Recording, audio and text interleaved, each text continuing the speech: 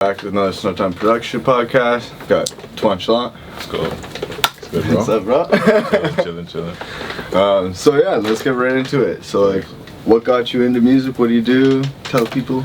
So, growing up, bro, like, I always found myself listening to music, but more so not paying attention to the lyrics. Obviously, lyrics matter. Yeah. But I always found myself just dissecting beats. Like, headphones in, I'm playing the same songs over and over again because it's just that little details about beats that would catch my ear, and I'm like, damn, like, it sounds so sick, or like, what sound is that, or how'd you even do that? So from young, any type of music, like whether it's rap, I used to be into WWE a lot, and I used to like spam the wrestlers' theme songs. Like, I would always listen. I have just a list of wrestlers' theme songs. I just be listening to them because I just love those instrumentals so much. But I'd say about grade 10, my godbrother put me on Fruity Loops, and he put me on FL. And the funny thing is, because looking back, when he put me on, like, he just put me on the platform, the software, and show me how, you know, get some sounds and whatnot. But to lay out a whole beat, I had no idea. I had no idea how to lay out a beat. I didn't know how to use plugins. I didn't even know anything about no music theory or even like just how to structure anything. You know, I just knew how to put sounds together, and I tried to ask him for like tips and like tricks, and he wouldn't really tell me. You know? He was low-key pissed me off. I'm like, bro, like, help me, like. But, I'm asking for it. Yeah, bro. And it's like, but where I'm at now, and I look back on it, I'm like kind of grateful because now when I look at something like this, any type of art, you know, it's like you really got to find your own lane. Yeah. And I would go on YouTube, search up tutorials and things like that, and I would cut it off so quick. I just wanted to know how to do exactly what I'm looking for, but I did not want to watch the entire tutorial because I didn't want to see myself going down the path of somebody else's work, you know? Like, so I just wanted to get that skill, and then boom, I'm going right back to doing what I already had planned. I just wanted to know how to do this exact, like, I guess, act. Yeah, for sure. Or technique or whatever it was. So I'm kind of grateful for that. It was hard in the moment not knowing what to do, but now where I am now with making music, I'm glad that I was able to, I guess, figure things out on my own, so that I guess I could really lock in and own and know who I am as a producer type of thing. Yeah, no, for sure. You know? No, that really does. I was actually, so I interviewed Arsonist, and that's going to come out soon. Probably put that out next week, and then ours will be later in the week. Yeah. And he was saying the same things, like when you start off producing and like beat making and all that stuff, it's like, it's really difficult to find your own style. For sure. And the best way is, he actually said basically the same thing. He was like, the sink or swim model is the best way to kind of find your style, because if someone tells you how to do it, you're just going to do it the same way they did, right? Exactly. Yeah. Especially now, in an age where with social media and everything, and you're trying to get that viral moment. Yeah. I feel like there's a lot of, you know, making tight beats because you want to get that momentum, and there's no knocking that. I did the same thing, you know, but I saw myself kind of following a path, like following other people, trying to get that viral moment, trying to get that that momentum, and you know, you can kind of lose yourself. Yeah. So you really want to stay true to your own sound, and to stay true to you, and just use your real life experiences, your emotions to fuel whatever you're going to be making, you know? Yeah, no, for sure. And I think that's like the best way to go about it when it comes to any art, really, right? Like, like you kind of have to find your own way. Exactly. And that's the toughest part of that. Exactly. It sucks, man. Because sometimes you feel like you're not getting anywhere, bro. Yeah. And it's like, when other areas of your life aren't kind of going the way you planned or the way you desired, it can affect that too, you know? I feel like my beats, a lot of them are kind of emotionally based. Like, however I'm feeling in the moment is the type of beat I'm gonna make. Yeah. So it's like, oh shit, if I'm feeling like shit, my beat, I might be struggling. I might go 2-3 beats that I'm just erasing, and I'm going on to the next one, you know? Yeah. And I have moments where I'm feeling great, and the beat will come like that, and I'm like, damn, how did I even make that shit? You know? It just came to me. Yeah. So I definitely see that I'm like more emotionally driven when it comes to making my art, and sometimes I don't even make a beat because whatever I got going on outside of music is too much. Yeah. But then it can be the complete opposite, where I got a lot going on outside the music, and I'm using this as like an escape.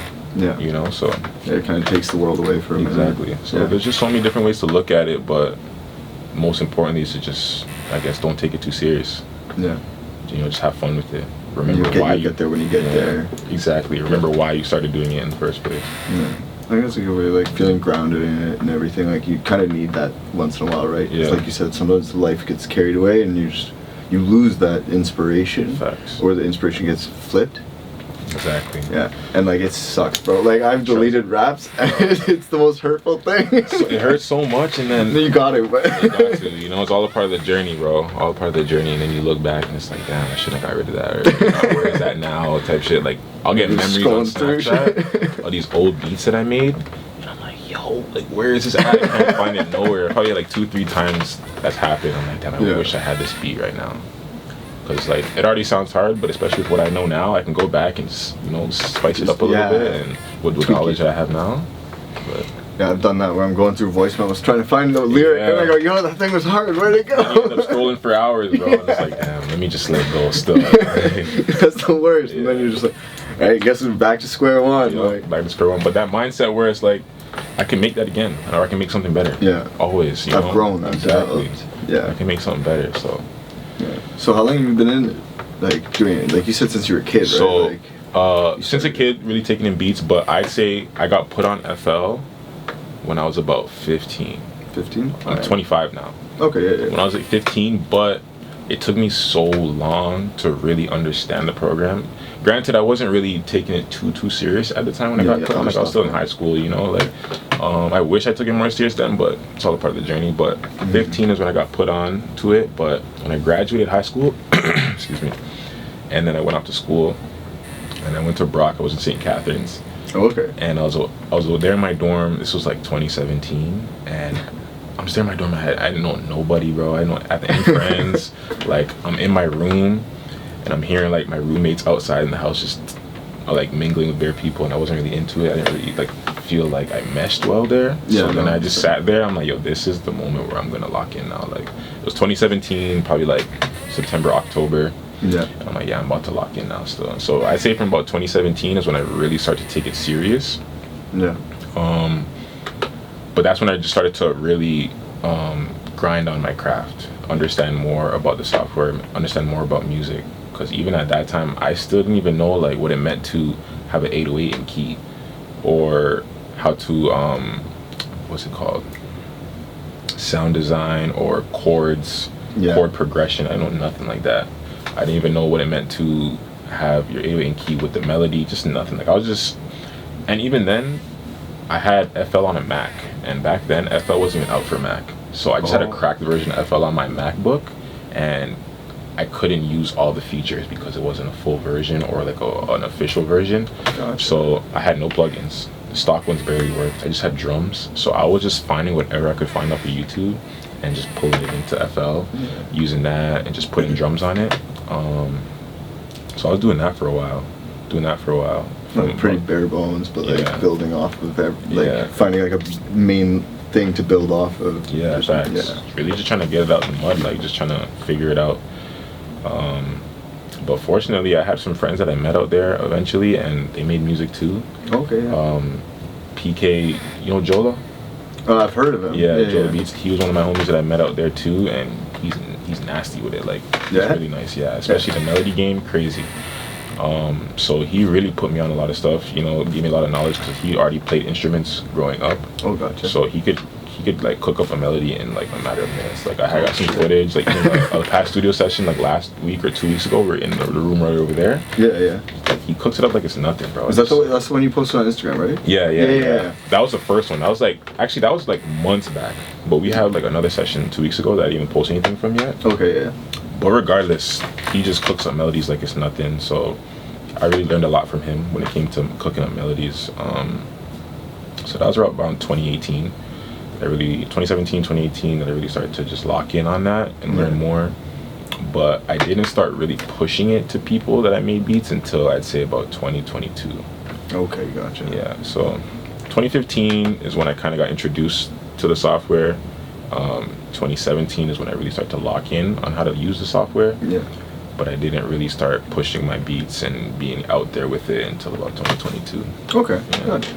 Yeah. I think like I only just started like taking shit seriously like this year. Yeah. Like I've always been into it. I've always like wrote raps and stuff. And then I was like, nail it. And then I moved out here. Yeah. And PK was out here. Okay. And he was I was like I hit him up. And he's like, yo, you want to make your song? I'm like, sure. Yeah. Went, did it with him, and then like that's what got the ball rolling for me. So like I get it. You need like that. Once you like realize it's time to lock in, like your whole mindset changes. For sure. Switches up. For sure. Yeah. Because then it just doesn't really feel like any type of chore or task. It just feels like growth. Yeah. You know, I really want this, and it's fun too. So. Yeah, especially like when you find the right people, right? Like we just met today, but like you're friends with PK, and like PK, he's a fun, like quiet, but quiet, like, you know, but he brings the energy. Yeah, you can feel the energy, the atmosphere changes for sure, positively, and it just helps motivate you, encourage, you know, that mindset. You know, I just feel like whenever when more creativity comes in the room, only good could come of it, you know. Exactly. Yeah. So and then like the vibe changes, right? Like you said, like it's once certain people come in, you're like, okay, this is the mood, this is like the energy, like it swings, kind of thing. But so you and I were talking a little bit before, but any upcoming projects, anything like that? Yeah. You don't have to go into detail. You know? I got a tape I'm working on. I think I could say that for sure. I got a tape I'm working on. I don't know how much I want to say, you know. No, that's I good. got so many ideas that I don't even know how to really articulate them just yet. But I definitely got a tape I'm trying to drop within this summer for sure. The tape coming, got a lot of range to it, energy, smooth shit, calm shit. You know, with the first tape, I just want to show people that I do a lot of different stuff. You know, it's not just trap music that I make or anything like that. I can make any type of music. Yeah. I listen to any type of music. I consume all types of cultures, genres, and I just want it to be a reflection of who I am, type of thing. No, for sure. And then so like, what you're just chilling at home, kicking it. What's like your go-to genres? Like top 3. Go-to genres. And rap doesn't count because there's too many subgenres nowadays. For sure. So outside of rap. Yeah, or like subgenres of rap. Okay, cool. I'm really rocking with that, you know, the low shimmy type vibe.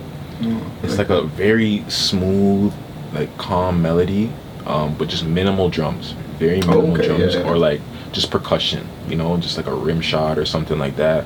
You know, slight hi-hats. I've been rocking with that. I don't even know what type of vibe that would be, or a subgenre it would be. You ever heard a low shimmy song before? No, I don't think I have. Yeah.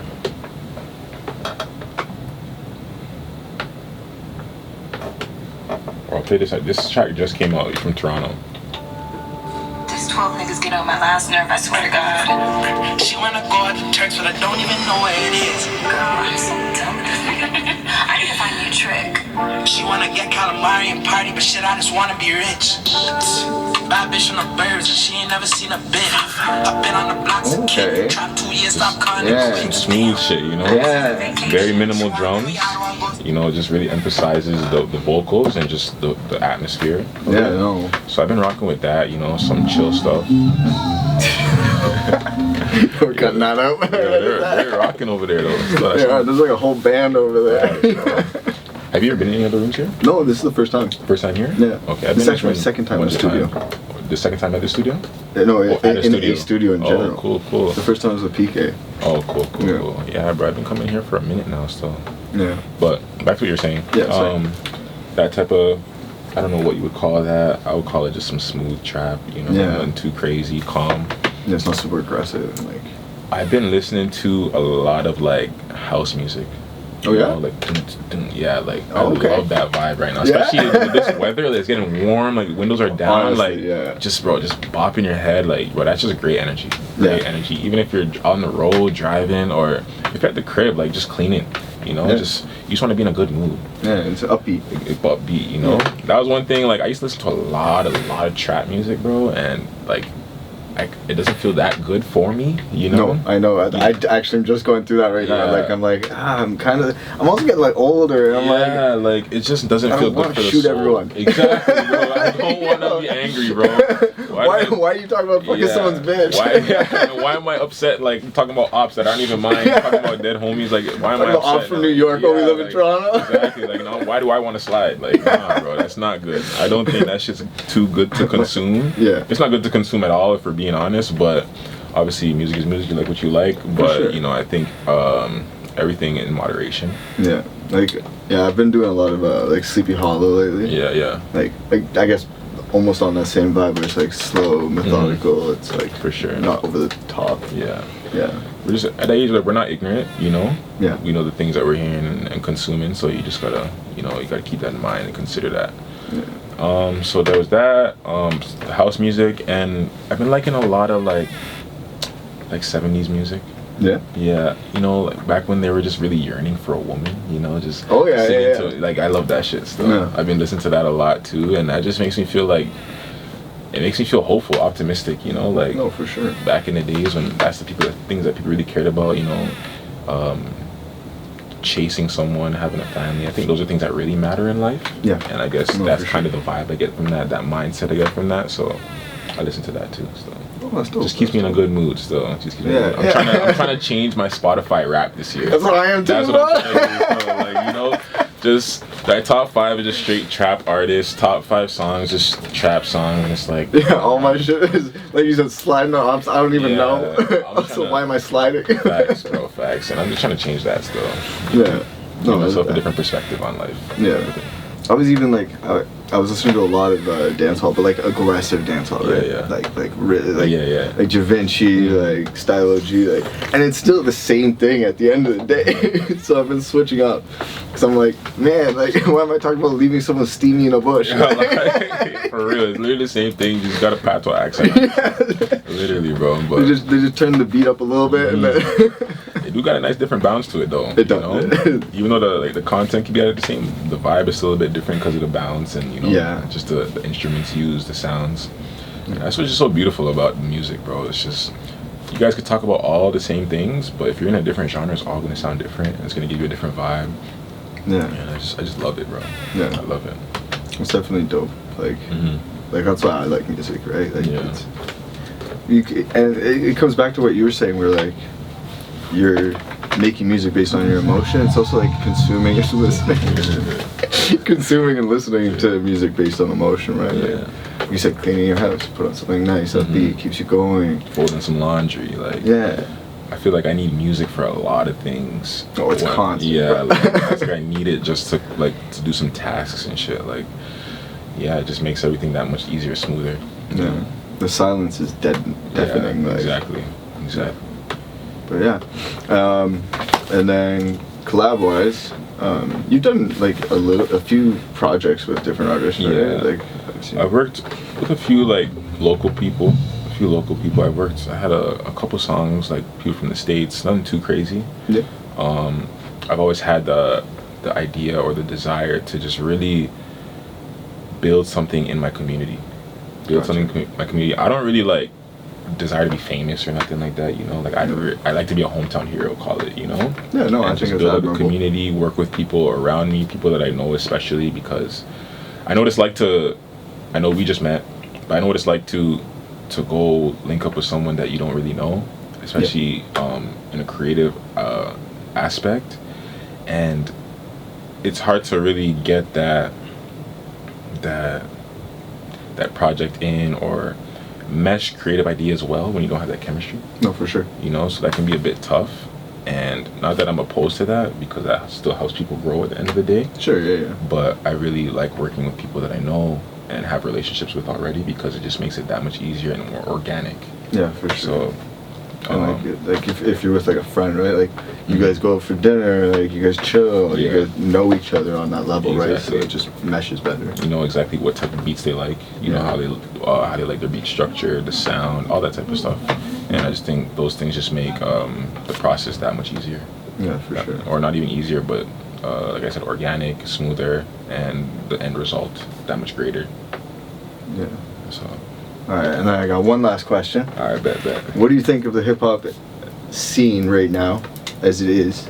Like, at least in North America, right? Because like you start talking about different countries, it's a whole different vibe. But like the North American scene, especially the Toronto scene. Okay. It's a loaded question. Let me think about it for a second. So you can edit this, right? Yeah, I can cut this all out. I can make it jump back. Yo, I'm gonna go like in a timeline. I feel like I can only think about it like in a timeline point of view. to the point where when I first got on Toronto rap, I was in like high school, say like grade 9, grade 10, and that was when Pressa really started like blowing up. Like Pressa, Robin Banks, those guys. Like, to be honest, Pressa, Was Gang, those tracks, and that just flooded the high school scene for me at least. Yeah, like I'm from Brampton, not far out from Toronto, and it just flooded the high school scene. Like everyone was rapping these tracks, and then growing up to like I guess 2020, I feel like around 2019, that's when Toronto like was really on the scene. You know, you had a little bit prior to 2017, 2018, you had like Smoke Dogg, you had Pressa, you had Houdini. And I feel like they really started to push the rap scene, especially for my generation. I know there's been a lot of Toronto artists throughout the years, but for my generation, I feel like that's when it really started to like take flight like crazy. And you got, Toronto's really getting a name for itself. Yeah, it really is. Yeah, and unfortunately, it was tough to see like when you see on social media, because like it feels like people from the United States didn't take Toronto rap that serious. No, they didn't take it that serious. I feel like they still don't to this day. Yeah. I don't know, because when you look at I guess gangster rap in like Toronto scene, United States, very here. Yeah, it's very here, and then people in the U.S. think that there's no such thing as a hood in Canada. Yo, they don't. They don't. They think you guys are from Canada, like. That shit doesn't happen. I'm like, bro, like there's areas I'm not going. Bro, like this is life. This isn't exclusive to the United States. This is life. There's hoods everywhere. Any big city. Yeah, any big city. There's obviously hoods anywhere you go, and but that's just the ignorance. You can block it out really easily. Yeah. But I think Toronto rap scene is very niche. Yeah. And I guess to add to people not taking it serious, I think that was. You get used to that and you're fine with that, because then you can just lock in and be proud of what you have here. Yeah. And you don't need the approval from any other people. Obviously, when it comes to one making it mainstream, that's when I guess obviously all those opinions matter.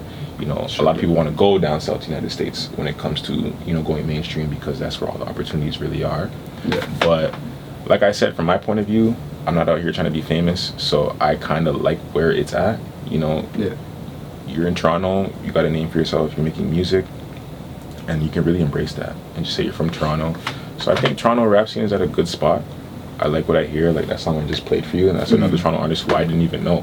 Yeah, I've never heard that. Yeah. I keep up with like Toronto artists. Yeah, I try my best to as well, and I just love to see more artists coming out. Yeah. More artists coming out, and just different sounds. But at the end of the day, you can tell it's still Toronto. Yeah. It's still Toronto. Still has that sound. Yeah. And I love that, so I guess I could say I'm proud, Yeah, no, honestly. I could say I'm proud of the Toronto rap scene, because everyone's really true to themselves. Yeah. Regardless of what people have to say. Yeah. Regardless of what people have to say, so.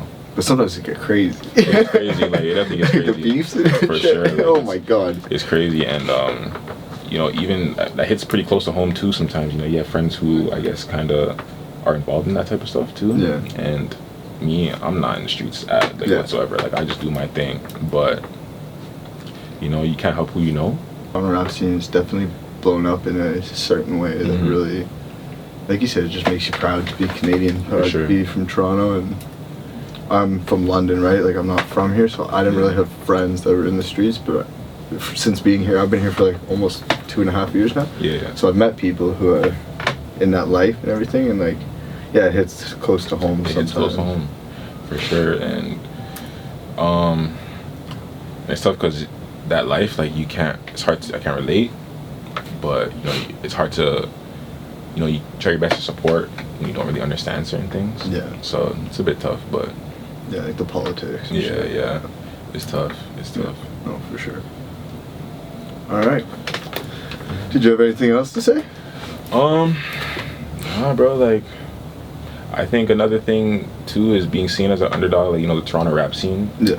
It just makes it that much easier to grind, that much more drive and motivation. Yeah. Feeling like that underdog, and that's kind of like how I felt. For sure. Making beats and whatnot. Obviously, try your best not to compare yourself to other people, but it's inevitable sometimes, especially when you're on social media and you're trying to reach a certain point in life. So it's inevitable, but. I guess I like that feeling. I like the underdog feeling because it keeps me hungry. It makes me hungry. I get that for sure. And I feel like a lot of people in not just music, you know, can relate to that. Yeah. In this community. So, you know. And it's hard, right? Like to put yourself out and get started on that. Like sure.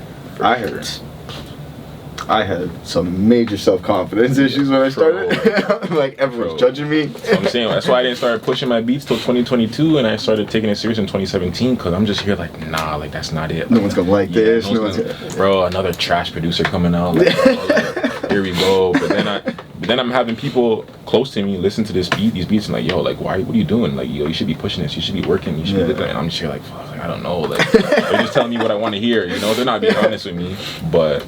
That's just the insecurity in that, and I just had to really lock in, double down, bet on yourself, and you know it's been great. It's been really fun. Dope, man. It's been really fun. I keep talking like I can. More I could say. I know when I first started pushing beats, I got too wrapped up into that. Like, okay, I'm pushing these beats now. Now I need to make money off of it. Yeah. And I'm just trying to like push beats and sell beats, work with artists to make money, and then. It didn't work out. Like I'm like, yo, why isn't like it working the way I thought? Like I thought it should be moving, like it should be going smoothly, the ball should be rolling. But I realized, like, bro, that's not the mindset you should have, or I should have, going into this. I shouldn't be going into this thinking I'm gonna be making money. Like, that's not why I started making beats in the first place. You know, it's a passion, right? Exactly, it's a passion. I look at it as a form of expression. So I just had to dial back. I took some time off from pushing the beats. I just had to, I guess, recalibrate, you know, fix my focus, my plan. And now, like I said, I just look at it as a form of expression. I don't look for any type of expectations or results to come from it. I'm just putting out there, whoever fucks with it. And, you know, I feel like once I got that mindset in, it's just so much less stress, less anxiety behind it, less, feeling of being behind, less comparison, and on the other hand, more opportunities came from it. I look where we are today. You know? I never thought I'd be on a podcast, to be honest, you know. So I'm grateful for that. To be fair, I never thought I'd be starting a podcast, and then I just randomly did it. So look where we are, but just betting on ourselves and our confidence and our passions. So I'm grateful to be here. I'm grateful for you to reach out to me, and I'm grateful for you get this thing going, and I'm excited to see where it goes from here. Yeah, dude, for sure, man. Appreciate it, bro. All right, want to jump into some random shit? All right, bet. Yeah? Let's do it. All right. Let's do it. All right. I need to figure out